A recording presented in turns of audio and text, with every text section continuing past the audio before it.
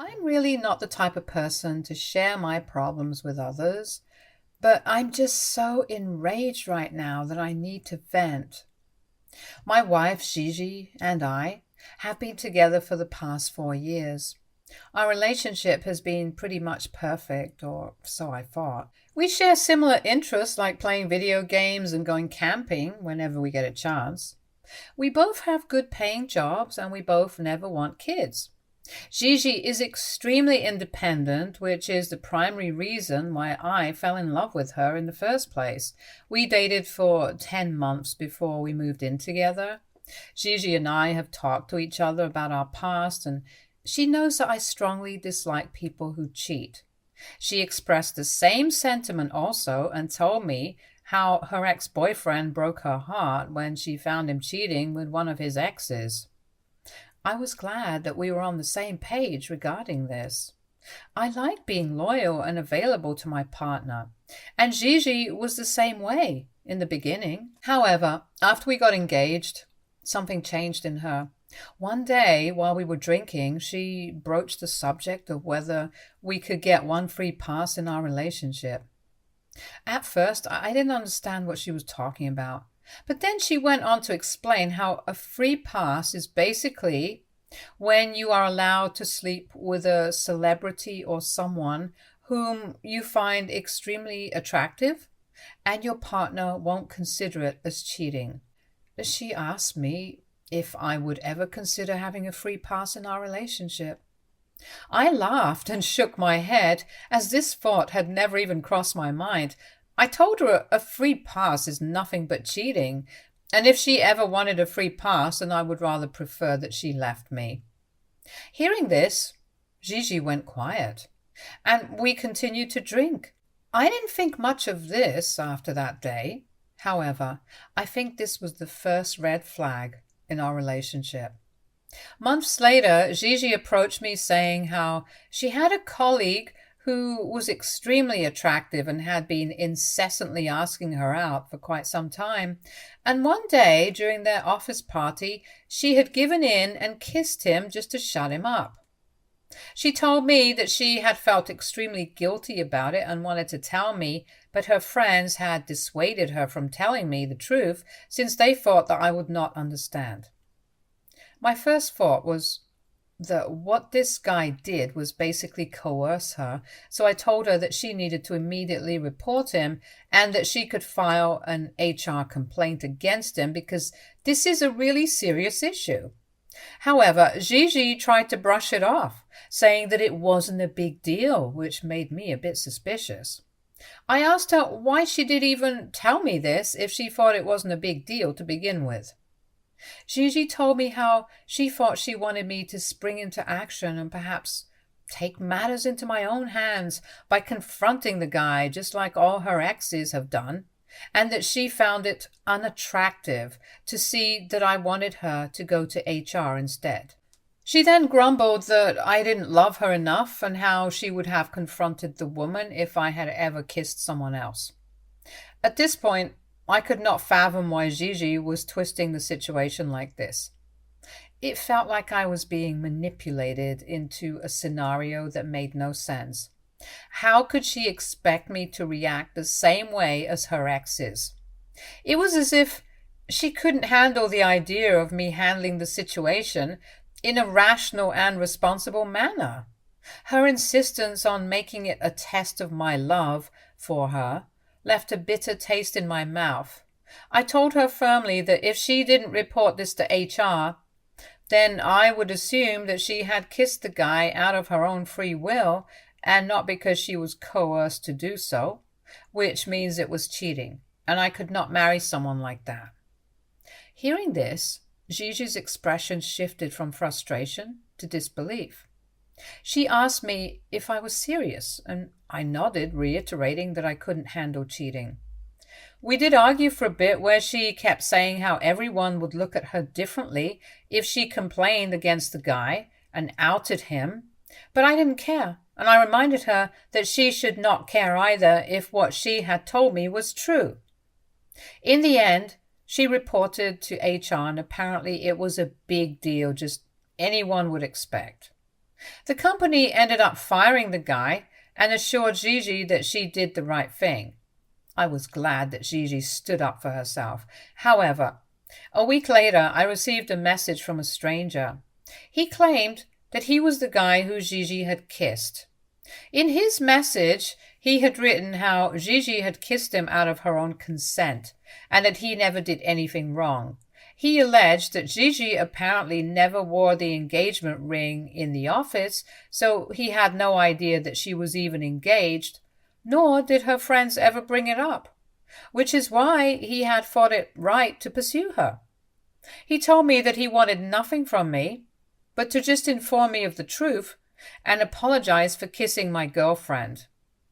Obviously, I never replied back to his message because this guy had been fired anyway, and at that time, I believed Gigi over him. 2 months later, Gigi and I got married at our dream venue. It was a beautiful ceremony, and we took our vows in front of our parents and the rest of our families. The start of our marital life was pure bliss. Everything was going smoothly until I discovered something incriminating in her laptop one day while she was out grocery shopping. My laptop was getting charged upstairs, so I opened her laptop to check our flight details since our trip was coming up. In Safari, under frequently visited, I saw a Reddit account page that got me curious, and I clicked on it without thinking much. This is how I discovered that Gigi had this Reddit account which she had never told me about, where she would exchange inappropriate pictures with a random stranger. I went through the pictures, and in all her pictures she had cropped out her face, and he had done the same. Their messages were not lovey-dovey either, and were purely sexual. But what struck me was how she had shamelessly discussed our sex life with this complete stranger. I was at a loss for words. When she came back, I confronted her, and she went pale as a sheet when she realized that I had found her account. I asked her to explain herself because I was so disgusted by the pictures.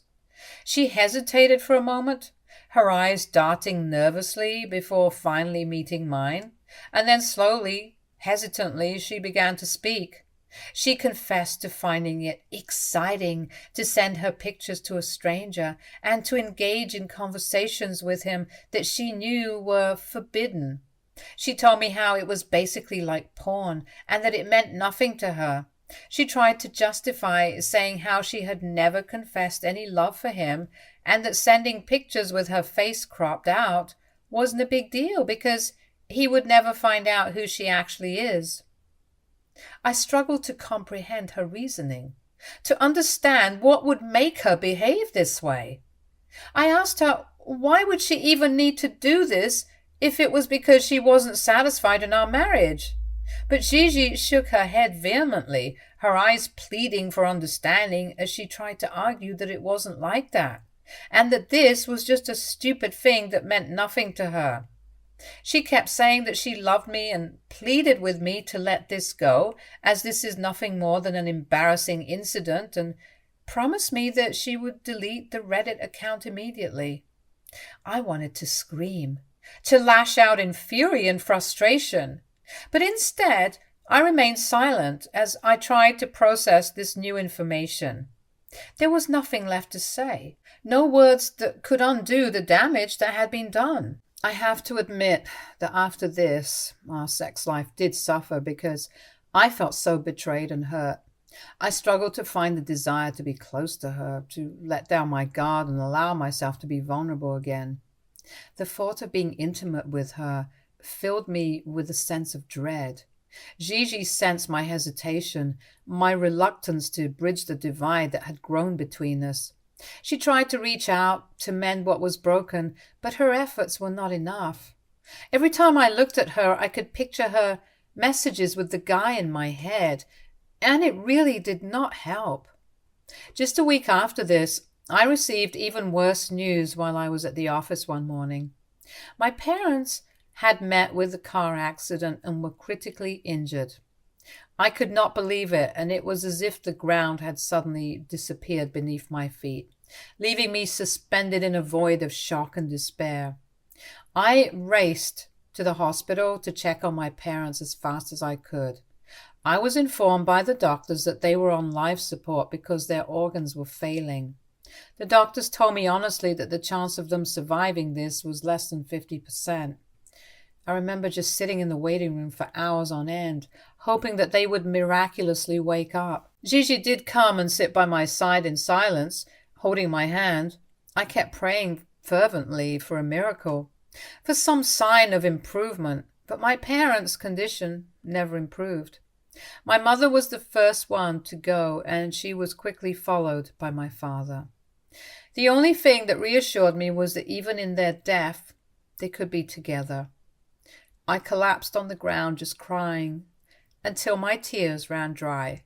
My heart was shattered into a million irreparable pieces, and I did not know how to go on living after this. The funeral was really difficult for me because I just didn't know how to maintain my composure in front of others.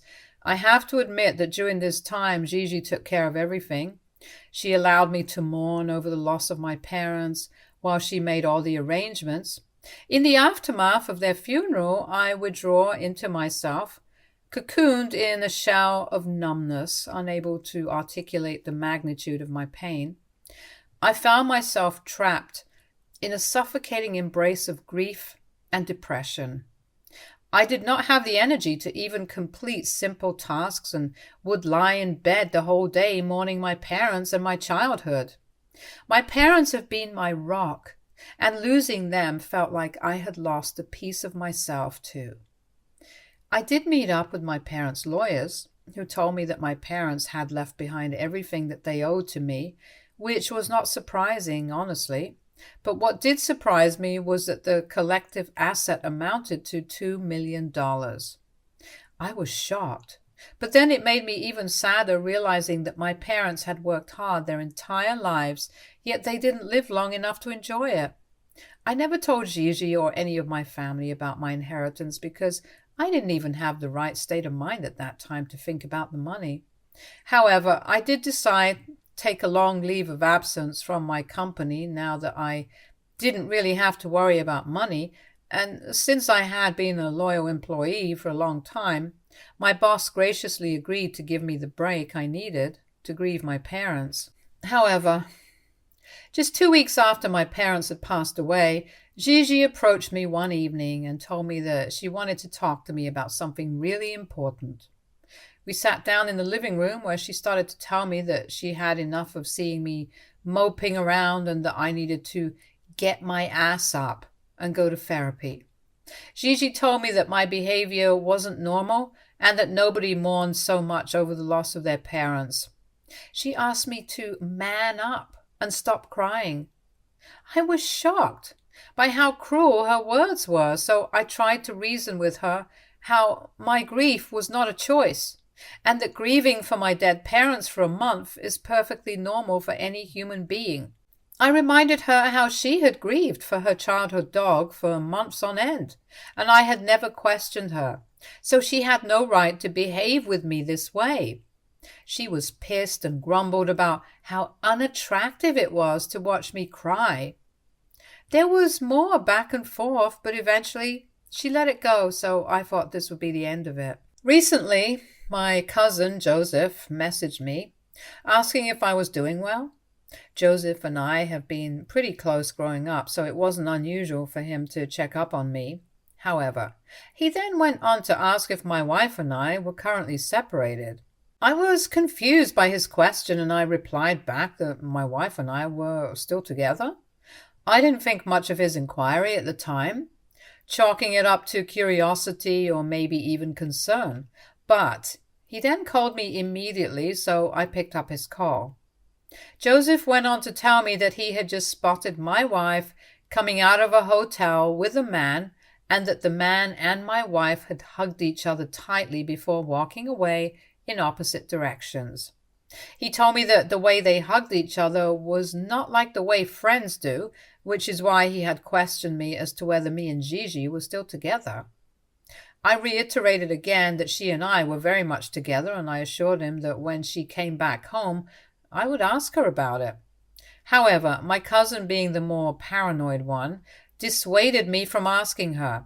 He told me that it was better for me to go through her phone and check if she was cheating on me because, according to him, if she was already sleeping with this guy, there was a chance that she wouldn't even accept it.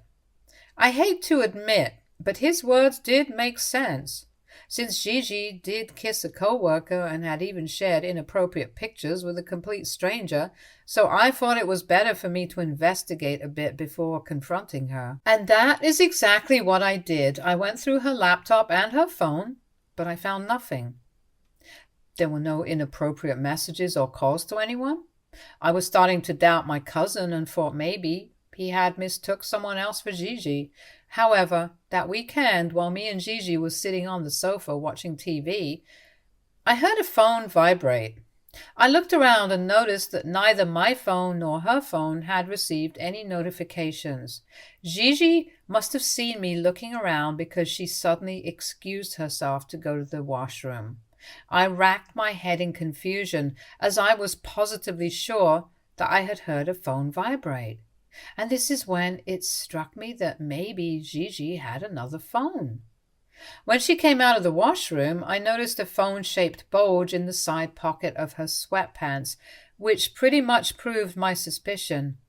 The fact that my wife had bought another phone and had not even informed me was suspicious to begin with. But now that I knew she had received a message and rushed to the washroom, I had even more reasons to believe that she was in fact cheating on me. However, like last time, I didn't want to just confront her. This time I wanted to catch her in the act and confront the guy so I could find out his side of the story as well. I talked with my cousin, who immediately agreed with my plan. He told me about the hotel where she had met with this guy, so throughout the week I waited around the hotel patiently to catch her in the act. Monday, Tuesday, and Wednesday passed, but she was not seen, so I assumed maybe she was meeting up with the guy at another hotel. On Thursday, things worked out in my favor. I saw my wife entering the hotel during the afternoon, which was supposed to be her lunchtime, and immediately behind her was another guy who I felt like I had seen somewhere, but I just could not place him. I waited 15 minutes before entering after them. I informed the receptionist that I was waiting for a guest. He offered to call the room, but I chuckled and told him that it was not needed. 40 minutes later, I saw them exiting the elevator together, their faces flushed with excitement and anticipation. My heart sank as I watched them, knowing what I was about to confront. Summoning every ounce of courage I had left, I approached them, my hands trembling with anger and betrayal.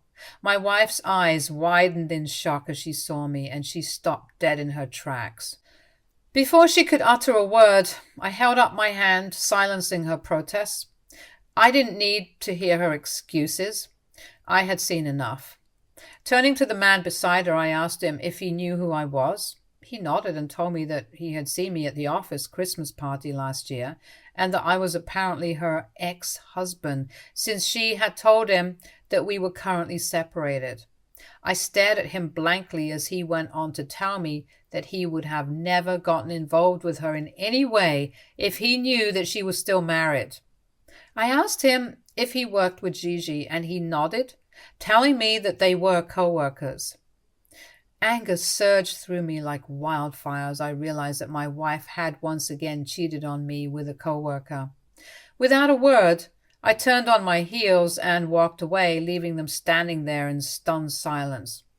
As I drove home, the weight of what I had witnessed settled over me like a suffocating blanket. My marriage was over, shattered beyond repair by the betrayal of the woman I had loved and trusted above all others. When I reached home, I began to pack my bags immediately. I was so pissed and heartbroken with everything going on in my life. Gigi had apparently driven after me, so she walked into the house huffing and puffing. She found me packing my bags upstairs and immediately confronted me. She told me that she had made a terrible mistake and begged me for forgiveness. She went on to say how lonely she had felt, and in her desperation, she had decided to lie to this coworker about us getting a separation, since she didn't want to be known as the cheating wife around her office. She told me that she had wanted to come clean to me for a very long time, but was afraid of my reaction. I yelled at her to get out of my face, as I just could not bear to hear any more of her lies. I knew with certainty that had I not caught her red-handed that day, she would have continued to sleep with him. Gigi then changed her tactics and started telling me how I could not blame her entirely for everything, and I needed to accept that this was my fault also. I stopped packing and looked at her because I could not believe the audacity she had to even suggest such a thing. She went on to tell me how I hadn't slept with her for months on end after I found her messages on Reddit, and this had continued even after my parents passed away. I was so angry that I yelled at her that she had no right to blame me for her betrayal, and that her actions were a choice she made, regardless of the circumstances. I couldn't believe she was trying to shift the blame onto me, as if my grief and pain was somehow responsible for her infidelity. But Gigi persisted, her words cutting through the air like a knife. She accused me of neglecting her and of failing to fulfill my duties as a husband. She told me that I had become too boring while grieving my parents' death, and went on to suggest that instead of walking out of the marriage, I should instead understand her perspective. She even went on to demand that we should think about opening up our marriage, and that I was welcome to date other people if that was what I wanted. Hearing her words, I simply scoffed because I was so done with this woman. I packed my bag, and before leaving, I informed her that I would be sending her the divorce papers. Currently, I'm staying with my cousin, and Gigi has called me 1,000,000 times. Her messages range from apologizing to blaming me for ruining everything. She keeps saying that I should see things from her perspective and forgive her, since she was just lonely. So here I am, Reddit, wondering if I'm the a-hole here. Am I to be blamed for pushing my wife to cheat on me just because I was mourning? Update 1. Wow. When I posted this, I thought this post would not even track, but seeing 300 plus comments under my post has been mind-reeling. I didn't think my story was even that interesting, but watching you all fight in the comments has been entertaining. To all the people who are blaming me and saying I pushed my wife to cheat by not sleeping with her, well, I hope for your sake you never find yourself in a predicament like I did. I loved my wife and thought that she would never cheat on me, so when I saw her inappropriate messages with a random stranger, it did affect me emotionally and mentally. I could not just forget everything and sleep with her as if everything was normal.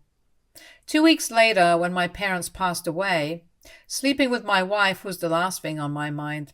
It's like some of you have never gone through grief, because if you have, you will know that everyone reacts differently, and losing my parents has been soul-crushing. Throughout all this, if my wife can't stay loyal to me and would rather sleep with someone else, then this is no way my fault. Yes, I did feel a bit guilty initially, but after talking to my cousins and reading some of the comments, I am convinced that this is 100% on my wife. She decided to sleep around because that was what she wanted. I have no regrets that I ended this marriage, and I have already talked to my divorce lawyer about everything, so we will be going forward with my decision. I have also had a conversation with my in-laws, Gigi's parents. They had no idea that she had cheated on me, since she had conveniently left out that part and just told them that I had walked away because I was still sad about my parents. I informed them about everything that had happened, and they were just as furious with Gigi as I was. They have since assured me that they trusted me to make the right decision. Update 2. It's been 5 months since my last update. Sorry I could not update earlier, as I have been quite busy going through all the legal proceedings for my divorce. I'm here to finally share a happy update. Gigi and I are finally divorced. That selfish woman tried to come after my assets during the divorce proceedings, but thankfully my lawyer was able to prove that she cheated on me, which allowed me to safeguard my assets, including the $2 million inheritance from my parents.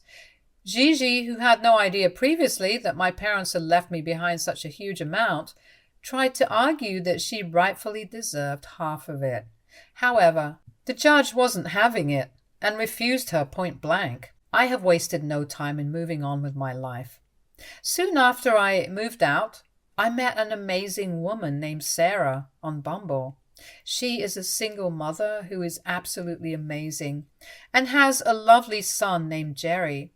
Sarah lost her husband a year ago, so she understands the pain of loss and grief that I've been going through. We have connected on a deep level, bonding over our shared experiences and our mutual desire to create a happy, loving home for our families. Sarah is extremely hardworking, and her resilience and strength inspire me every day. I also admire the way she single-handedly takes care of her son. Jerry is a wonderful boy, full of energy and curiosity, and it's been a joy getting to know him. I am lucky and extremely grateful that both of them have accepted me into their lives. Meanwhile, I have moved out of my cousin's place and found a nice condo for myself. I've also returned back to my job since I like working there and I don't want to sit around the house doing nothing. It has taken me some time to get used to living alone, but I have to admit that I don't hate it. Yes, it does get lonely sometimes, but I would rather be alone than be with a cheating partner. I've also been talking to a therapist so I can heal from my parents' death as well as my past with Gigi, so I can work on building a better future. I do miss my parents every day, and I hope that they are proud of me for walking away from a toxic marriage. I know my mother especially would have been furious with Gigi for cheating on me. Also, several of you had messaged me after my first update, urging me to get an STD test, which I did, and thankfully the results came back negative. It was a relief to have that peace of mind knowing that I hadn't been exposed to any additional risks due to Gigi's infidelity. Since the divorce, and even during our divorce, Gigi has made several attempts to reach out to me, telling me how sorry she was. I have made it very clear to her that I have forgiven her for her past mistakes, since there's no point in holding on to the grudge anymore. However, she has also tried to initiate meeting me after the divorce, and I immediately shut her down, telling her firmly that I have no interest in rekindling our relationship. I've told her that it's time for both of us to move on. I hope she understands that and stops bothering me. Update 3. It's been 3 months since my last update, and since a lot of you keep asking me for an update, I wanted to let you know that just recently I took the next step in our relationship and asked Sarah to marry me. To my delight, she said yes, and we're now planning our future together as a family. I couldn't be more excited to embark on this new chapter of my life with Sarah and Jerry by my side. But this isn't the only update I have. Apparently, Gigi has been stalking me and Sarah on social media after our divorce, which I had no idea about, because the very evening that Sarah posted our engagement pictures, Gigi tried to get in touch with me multiple times. I refused to pick up her call, so she then sent me several messages asking me if it was true and how Sarah was just a gold digger who didn't really love me. I blocked her because her messages pissed me off and I didn't see any reason to stay in touch with her. However, this woman then ended up sending me a long email where she wrote about how I had tricked her all this while and that I was to be blamed completely for destroying our marriage. She wrote about how she had loved me so much, but I had broken her heart by not trusting her enough. She blamed me for divorcing her without even trying to make things work out with her, and begged me to not marry Sarah, who is apparently very wrong for me. She wrote how she could not believe that I was back on my feet and that Sarah was going to get a much happier version of me. According to her, I was the one who got away. I felt exhausted reading her email since this woman sounded crazy reiterating the same thing over and over again. I have blocked her on Gmail, so hopefully she doesn't create another email address just to bother me. Looking back on everything that happened, I realize now that I wasn't the one who got away. I was the one who escaped. I'm grateful that I could escape from a toxic relationship that was built on lies and betrayal. And now I'm finally free to live my life on my own terms with a partner who loves and respects me for who I am. With Sarah, I have found a love that is genuine, unconditional, and built on a foundation of trust and mutual respect. Together, we're building a future filled with love, laughter, and endless possibilities. And for that, I am truly grateful. To anyone out there who may be going through something similar, my advice is simple. Never settle for anything less than you deserve. Trust your instincts and never be afraid to walk away from a situation that no longer serves you. Life is too short to waste on people who don't appreciate you. Stay tuned for more stories from our girl relationships.